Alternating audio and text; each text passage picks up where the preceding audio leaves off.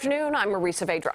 And I'm Jim Williams. All day we've been raising money for the Red Cross to help the victims of Hurricane Ian. You can find out how to donate at the bottom of your screen. Sadly, more damage is happening right now as Ian makes landfall again, this time in South Carolina. You're looking live at Myrtle Beach, South Carolina as pounding rain hits. You can see the waves there starting to kick up. Our First Alert weather team has been tracking Ian for days, so we want to start by checking with meteorologist Mary Kay Kleist. Mary Kay, this is the fourth landfall for Ian. It's not unusual to have more than one, but Marie and Jim, 4, that is quite unusual. Now, we named Ian back on September 23rd. The World Meteorological Organization did that. The reason they do that is because all around the world we follow the same storm, sometimes for days and maybe even for a couple of weeks. But the first landfall with winds of 125 was western Cuba.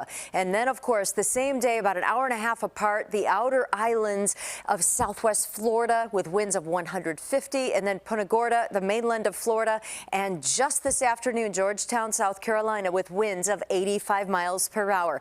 I'll bet that Ian will be retired as far as the name goes because of causing all the devastation and making it into the record books. When we measure the wind speed for Florida hurricanes, it ties 4th place with the Florida Keys storm of 1919, Charlie, and Ian. Here's what I find fascinating, though. Charlie and Ian, both max winds at 150, tying for 4th. Incredible to see a double landfall in almost the exact same place, because when Charlie came ashore in 2004, it was the exact barrier island just to the west of Fort Myers. Then it moved across the state. Ian just a little bit south of that, crossing over the Space Coast. Charlie more so over Daytona Beach. And then, as I mentioned today, Ian making landfall between Charleston and Myrtle Beach. Well, Charlie did just about the same thing. Now Ian is losing tropical characteristics as cooler air is working in and it's over land. Could play a part in our Chicago weekend forecast. I'll show you how coming up. Those are unbelievable twin tracks. Thank you, Mary Kay. In Florida, where the streets in Fort Myers are flooded, trees down, mud and water everywhere. Search and rescue teams in Florida are now moving swiftly and methodically throughout the area, looking for any signs of life.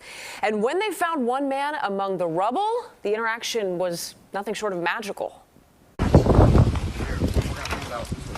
careful though. Be careful though. Hold on. Yes, good stuff. Okay.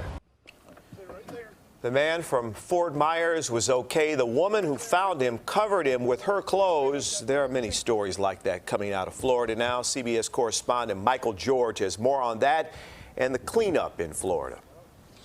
Jim, Marie, Ian hit hard and hit fast. The hurricane hammered this entire area with torrential rain and winds of up to 85 miles per hour. It's now moved up the Carolinas, and residents are just now trying to get a sense of the damage left behind.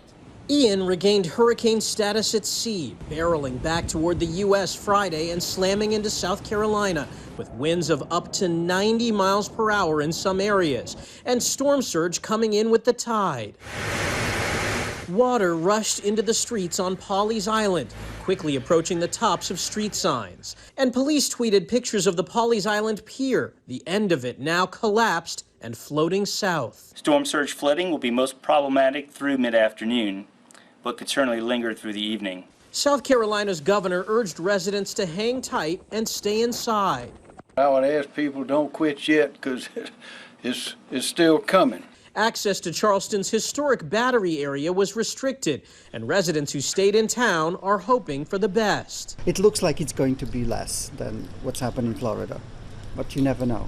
Here on Folly Beach, south of Charleston, the hurricane is moving out of the area, but it's leaving behind heavy flooding from streets to businesses to homes. And officials are prepared for the damage that will be left behind.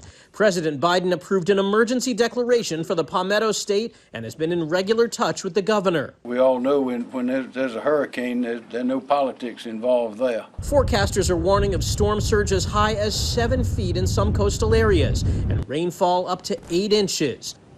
And the other big concern from Ian, power outages. So far, more than 150,000 people in the state have lost power.